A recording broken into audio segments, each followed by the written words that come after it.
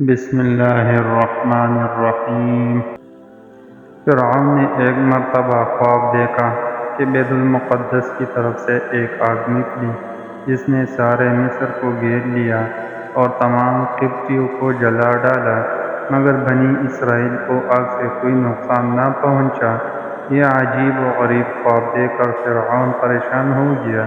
اس نے نجومیوں سے تعبیر معلوم کی تو انہوں نے بتایا کہ بنی اسرائیل میں ایک لڑکا پیدا ہوگا جو تیری بادشاہت ختم ہو جانے کا سبب بنے گا۔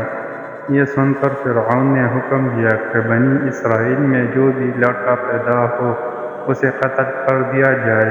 اسی طرح فرعون کے حکم سے 12,000 یا 70,000 لڑکے قتل کر دیے گئے۔ فرعون کا اصل نام کیا تھا؟ پرانے زمانے میں مصر کے بادشاہ کا لقب فرعون ہوا کرتا تھا، اسی طرح روم کے بادشاہوں کا قیصر، فارس ایران کے بادشاہوں کا کسریٰ اور ترک بادشاہوں کا لقب خاقان تھا۔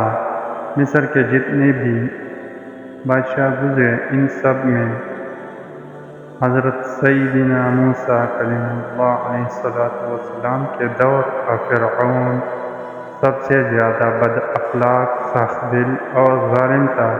فرعون کا نام ولید بن مصعب بن ریان اور اس کا تعلق قبیلہ قبطیہ سے تھا۔ حضرت سیدنا یوسف علیہ السلام کے دور کے فرعون کا نام ریان بن ولید تھا جو کہ ایمان لے آئے تھے۔ حضرت سیدنا یوسف علیہ السلام اور سیدنا موسیٰ کلیم اللہ علیہ السلام کے دور کے فرعونوں کے درمیان 400 سال سے زیادہ کا فاصلہ تھا۔ حضرت سیدنا موسیٰ کلیم اللہ علیہ السلام کی ولادت کا وقت جب قریب آیا تو آپ کی امی جان کے پاس وہ دائی آئی جسے فرعون نے بنی اسرائیل کی عورتوں کے لیے مقرر کر رکھا تھا۔ جب حضرت سیدنا موسیٰ کلیم اللہ علیہ السلام پیدا ہوئے تو آپ کی دونوں آنکھوں کے درمیان سے نور کی کرنیں نکل رہی تھیں، جن کو دیکھتے ہی دائی کا جوڑ کانپنے لگا اور اس کے دل میں حضرت سیدنا موسیٰ کلیم اللہ علیہ السلام کی محبت پیدا ہو گئی۔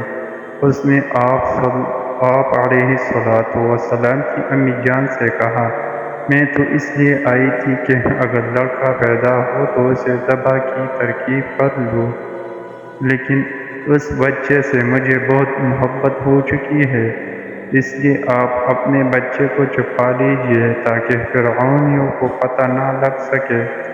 یہ کہہ کر وہ دائی چلی گئی۔ فرعون کے جاسوسوں نے دائی کو آپ علیہ السلام کے گھر سے نکلتے دیکھا تو دروازے پر پہنچ گئے۔ حضرت سیدنا موسیٰ کلیم اللہ علیہ السلام کی بہن مریم نے فوراً اپنی امی جان کو جاسوسوں کی اطلاع دی۔ آپ علیہ السلام کی امی جان کو جلدی میں کچھ سمجھ نہ آئی۔ گھبرا کر انہوں نے بچے کو کپڑے میں لپیٹ کر جلتے ہوئے تندور میں ڈال دیا۔ فرعون نے آ کر گھر کا کونا چاند مارا مگر کوئی بچہ نظر نہ آیا۔ تندور کی طرف ان کا دھیان ہی نہ گیا، واپس چلے گئے اور امی کی جان میں جان آئی۔ اتنے میں تندور سے آہستہ آہستہ رونے کی آواز آنے لگی۔